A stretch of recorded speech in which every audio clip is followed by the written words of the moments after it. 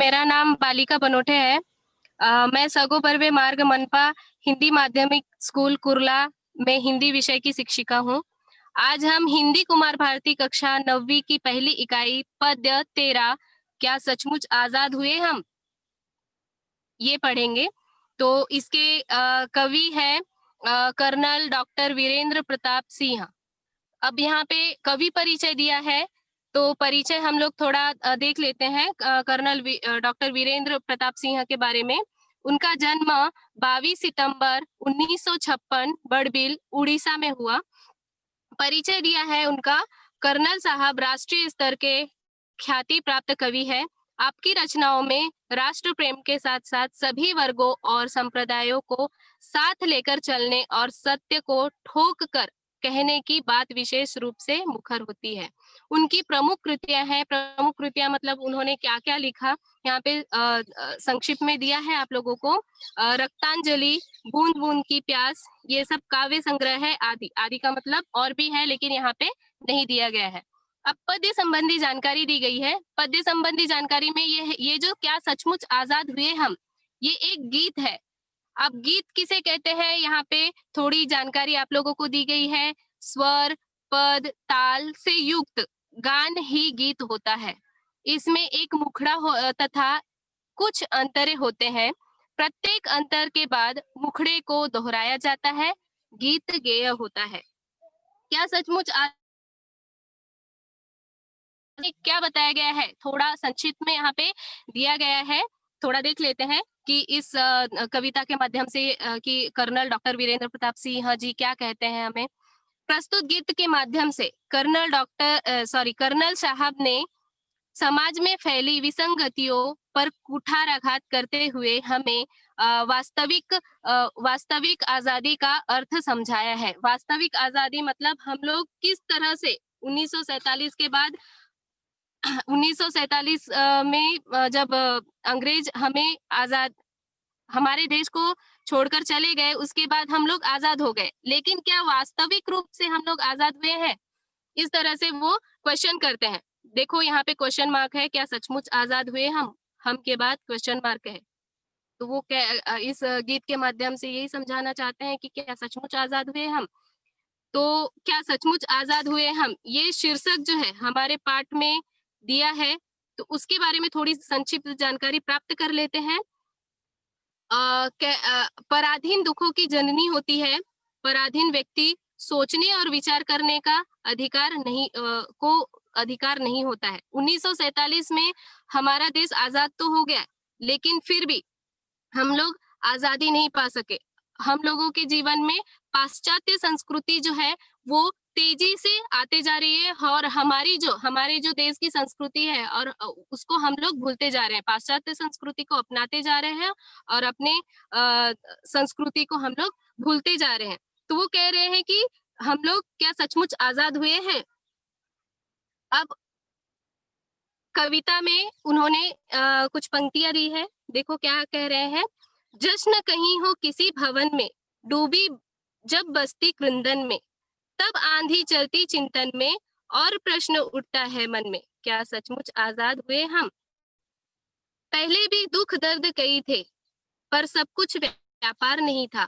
संबंधों में अपनापन था, रिश्तों का बाजार नहीं था। खुशबू बसती थी खेतों में, पड़ते थे सावन में झूले। अब कागज के फूल सजाकर उन मीठे गीतों को भूले। तुलसी की चौपाई जलती जब उल्टी धुन में ईंधन में जब उल्टी धुन के ईंधन में, तब आंधी चलती चिंतन में, और प्रश्न उठता है मन में, क्या सचमुच आजाद हुए हम। माना अनपढ़ थे बाबूजी, माँ थी उपवासों की मारी, भाई की अपनी मजबूरी, भाभी की अपनी लाचारी। सज्जा के सामान नहीं थे, होड़ नहीं थी दिखलाने की, सब कुछ खोने में खुशियां थी, चाह नहीं ज्यादा पाने की। तब टूटा घर लगता था, अब सुनापन है आंगन में, तब आंधी चलती चिंतन में, और प्रश्न उठता है मन में, क्या सचमुच आजाद हुए हम। तो पहले जो दो पंक्ति है उसको मैं थोड़ा गाकर बताती हूँ। जश्न कहीं हो किसी भवन में, डूबी बस्ती जब बसती क्रंदन में, जश्न कहीं हो किसी भवन में, डूबी जब बसती क्रंदन में, तब आंधी चलती चिंतन में, और प्रश्न उठता है मन में, क्या सचमुच आजाद हुए हम, क्या सचमुच आजाद हुए हम, क्या सचमुच आजाद हुए हम। इस तरह से तो कवि कहते हैं, भले ही कहीं किसी के यहाँ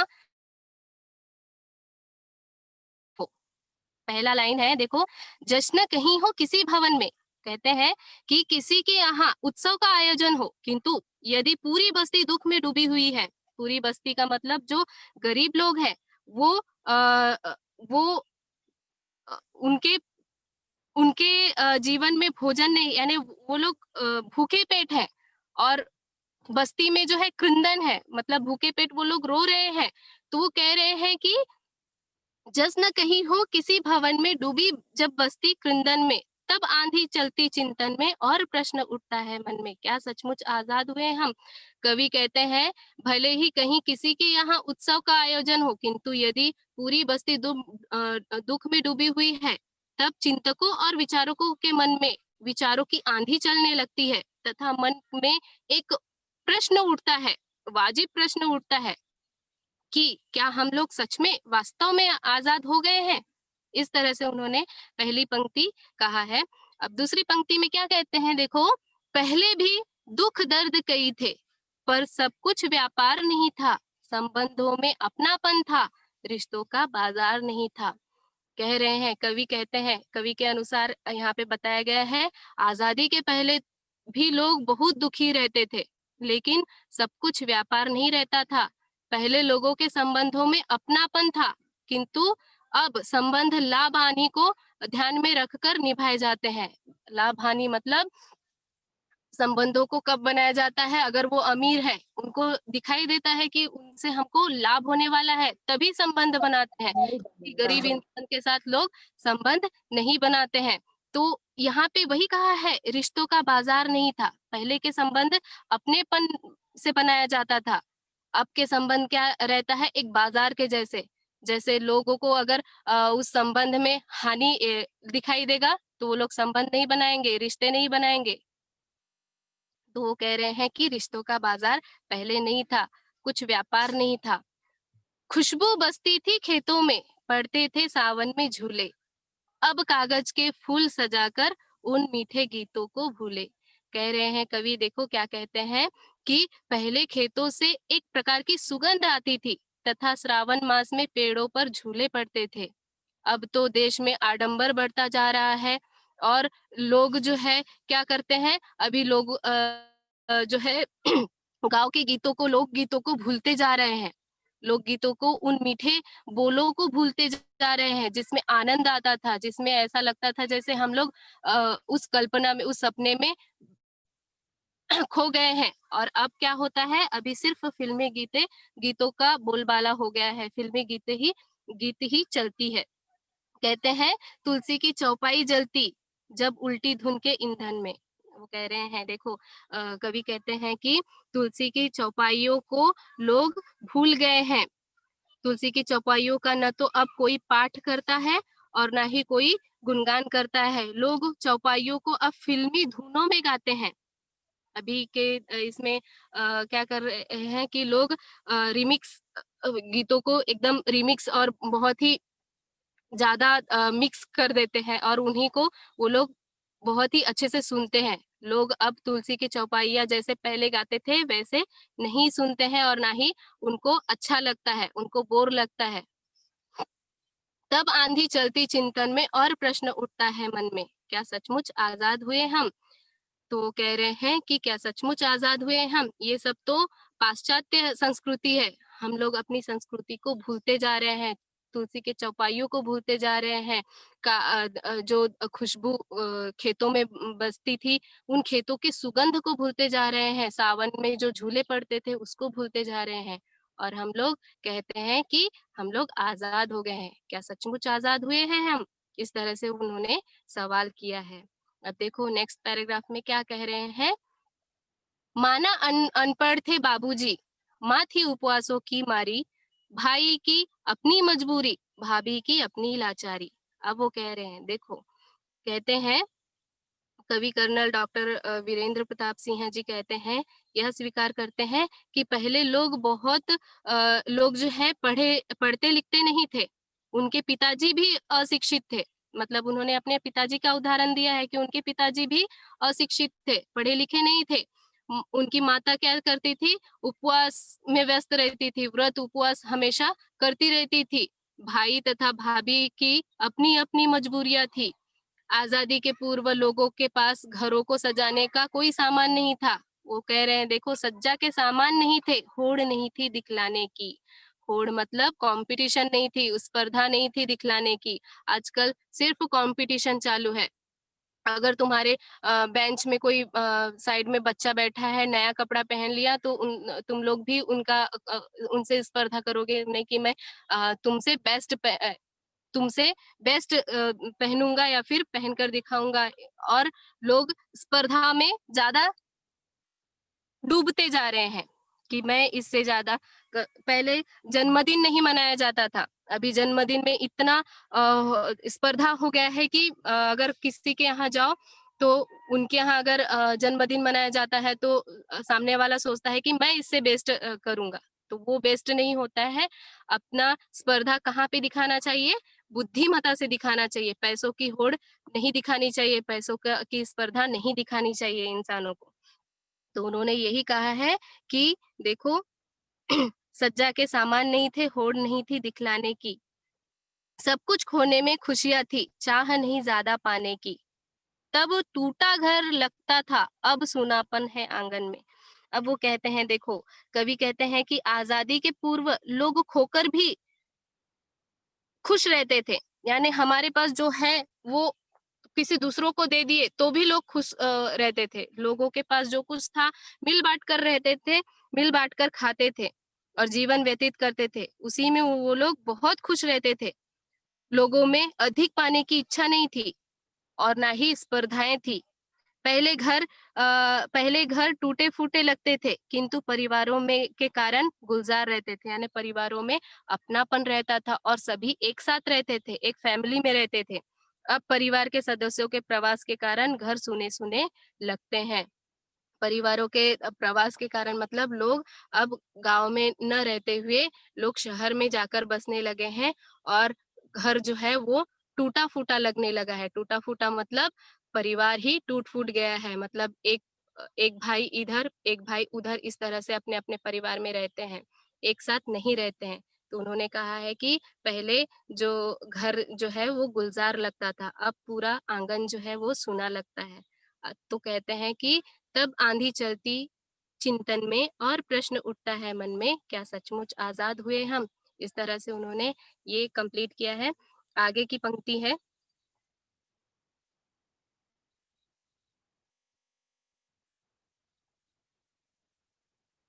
अब देखो वो क्या कहते हैं। आजादी का अर्थ आजादी का अर्थ नहीं है केवल सत्ता का परिवर्तन। आजादी का अर्थ नहीं है जंद चुने मोरों का नर्तन। आजादी का अर्थ नहीं है सब का उछल हो जाना। ऊंची कुर्सी के आगे जब न्याय रेंगता अभिनंदन में, तब आंधी चलती चिंतन में और प्रश्न उठता है मन में, क्या सचमुच आजाद हुए हम। अब यहाँ पे उन्होंने कहा है, देखो कि आजादी जो है वो केवल सत्ता का परिवर्तन नहीं हो है। जैसे पहले 1947 के पहले सत्ता में कौन था, सत्ता में अंग्रेज थे। और उसके बाद 1947 के बाद डायरेक्ट कौन आ गए, भारतवासी अपना ही अपने आप में शासन करने लगे। तो ये परिवर्तन आजादी नहीं है। आजादी का अर्थ नहीं है कि चंद चुने मोरों का नर्तन। वो कह रहे हैं कि आजादी का अर्थ केवल यह नहीं है कि सत्ता में परिवर्तन हो, बदलाव हो जाए। आजादी का अर्थ यह भी नहीं है कि कुछ चुने हुए लोगों की जो मौज मस्ती होने लगे। आजादी का अर्थ यह भी नहीं है लोग उछल हो जाए तथा देश की न्याय व्यवस्था सत्ता के आगे झुक जाए। तो ये आजादी नहीं है। यदि उक्त प्रकार की घटनाएं घटती है तो चिंतकों के मन में यह प्रश्न स्वाभाविक उठता है। अगर ये सब जो है कुर्सी को देखकर, पैसे के को देखकर अगर न्याय परिवर्तन हो जाता है, लोग पैसे देकर न्याय बदल देते हैं, तो वो आजादी नहीं है। तो ये सब देखकर चिंतकों के मन में यही भाव उठता है, स्वाभाविक है, ये भाव उठना स्वाभाविक है कि क्या सचमुच हम लोग आजाद हुए हैं। नेक्स्ट पैराग्राफ यहाँ पे दिया है। अब कह रहे हैं, आजादी है खुली हवा के झोंकों का सबको छू जाना। आजादी क्या है? खुली का हवा का झोंका है जो सबको छू जाता है। मतलब किसी में भेदभाव नहीं करता है।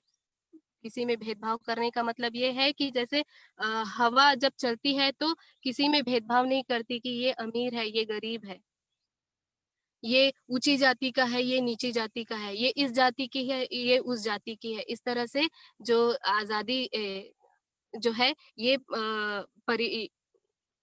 भेदभाव नहीं करता है। आजादी प्राप्त होने का अर्थ है उससे मिलने वाला सुख सभी को प्राप्त हो। मतलब आजादी के बाद जितने भी सुख है वो सबको बराबर से प्राप्त हो।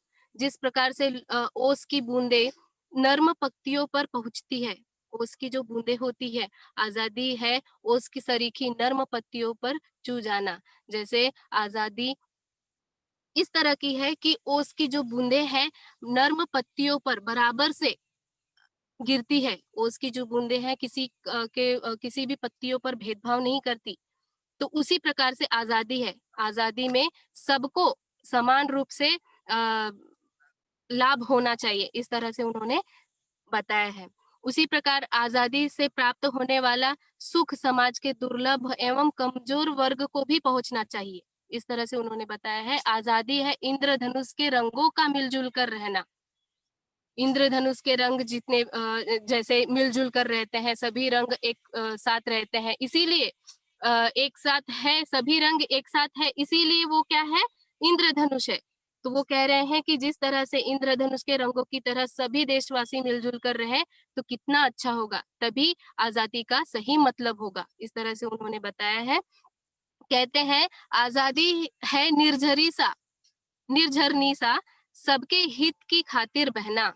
निर्झरनी सा मतलब वो कह रहे हैं कि एक निर्झरनी झरनी जो नदी रहती है, झरना रहता है, तो सबके खातिर वो बहती है। नदी जो है किसी प्रकार का भेदभाव नहीं करती, तो उसी प्रकार से आजादी है, किसी भी प्रकार से भेदभाव नहीं करती है। कवि की कामना है कि जिस प्रकार से नदी का जल सबके उपयोग में आता है, उसी प्रकार आजादी के कारण होने वाले देश के विकास का सुख जो है सभी को प्राप्त होना चाहिए। आजादी पर जब सत्ता का सिकंजा कस जाता है, तब चिंतकों के मन में, विचारकों के मन में आंधी उठती है। मतलब आजादी जब परिभाषित हो जाती है, बंध जाती है, किसी परिभाषा में बंध जाती है, उसको सीमित रखा जाता है, तो वो कह रहे हैं कि आजादी जो है जब बंध जाती है तो लोगों के मन में, यानी जो चिंतक है, विचारक है, उनके मन में ये आंधी उठती है कि क्या सचमुच आजाद हो गए हैं हम। इस तरह से उन्होंने हम लोगों को क्या सचमुच आजाद हुए हैं हम इस कविता के माध्यम से वास्तविकता के को दर्शाया है हमारे सामने। वास्तविक रूप से क्या सचमुच आजाद हुए हम, इस प्रश्न को हमारे सामने उन्होंने प्रस्तुत किया है। तो क्या सचमुच आजाद हुए हम, ये कविता यहीं पे खत्म होता है।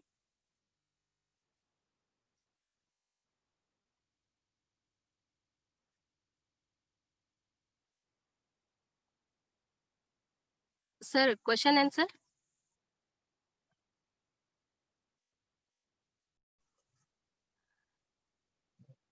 क्या सचमुच आजाद हुए हम, इसमें कुछ क्वेश्चन आंसर दिए हैं नीचे।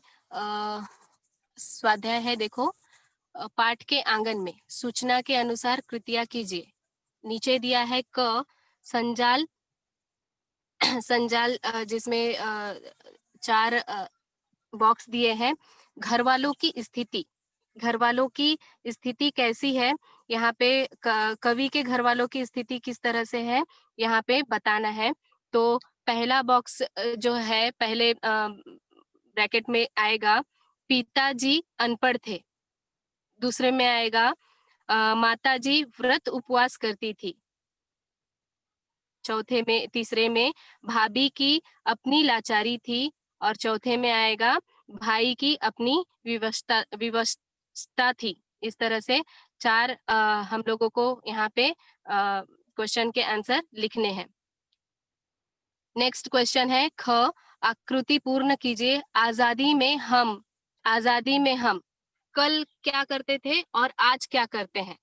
इस तरह से ऐसे सवाल किया गया है। आजादी में हम कल क्या करते थे, यहाँ पे चार यहाँ पे दिया गया है।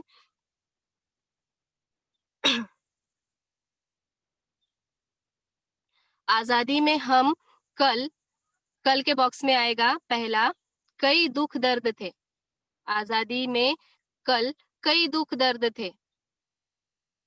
और आज में आएगा सब कुछ व्यापार बन गया है। दूसरे में आएगा यहाँ पे पहला कल कई दुख दर्द थे। और यहाँ दूसरे में आएगा सब कुछ व्यापार बन गया है। दूसरा है संबंधों में अपनापन था। यहाँ पे संबंधों में अपनापन था और उसके बदले आज हम लोग क्या कर रहे हैं, संबंध बाजारू हो गए हैं। आज क्या हो गया है, हमारे संबंध बाजारू हो गए हैं। पहले क्या था, संबंधों में अपनापन था। अब नेक्स्ट है खेतों में सुगंध का निवास था तथा पेड़ों पर झूले पड़ते थे। कल क्या था, खेतों में सुगंध का निवास था तथा पेड़ों पर झूले पड़ते थे। और आज क्या हो गया है, आज की परिस्थिति कैसी हो गई है, आडंबर में वृद्धि तथा लोक गीतों का विस्मरण हो गया है। कल हम लोग क्या करते थे, रामायण के प्रति आदर का भाव रहता था हमारे मन में, लेकिन आज क्या हो गया है, फिल्मी गीतों का बोलबाला हो गया है। इस तरह से कल हम लोग किस तरह से थे और आज किस तरह से हैं, यहाँ पे उन्होंने बताया है। अब नीचे दूसरा क्वेश्चन दिया है, कवि के मतानुसार आजादी का असली मतलब। कवि के अनुसार आजादी का मतलब क्या है, यहाँ पे पूछा गया है।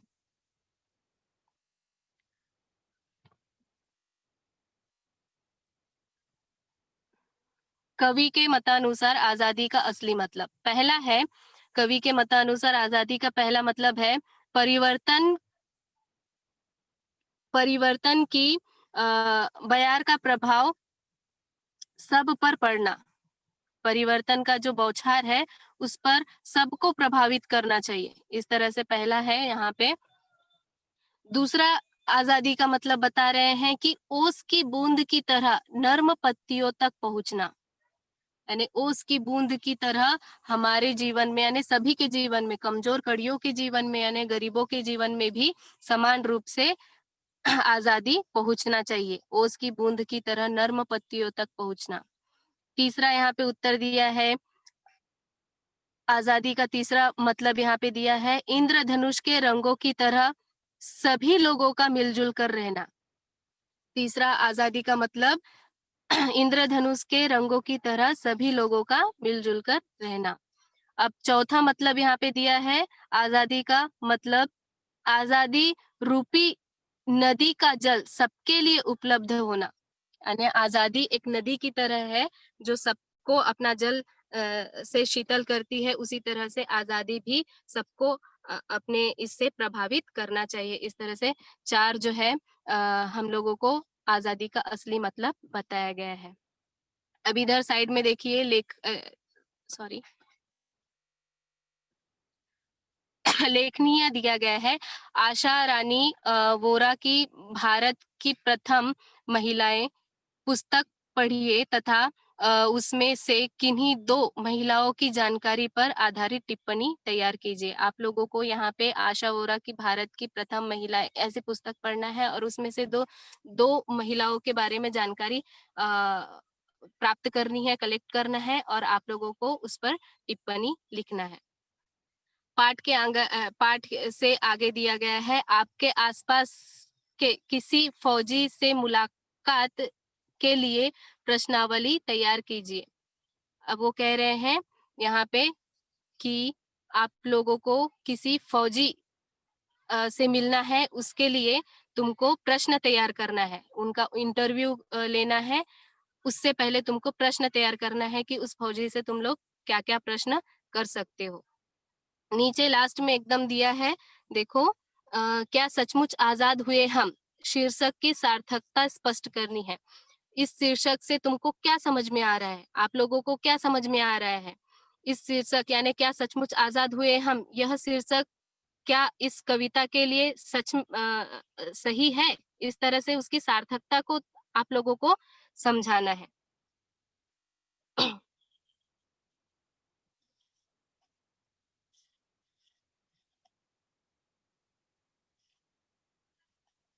सर, हाँ, 1 मिनट मैम।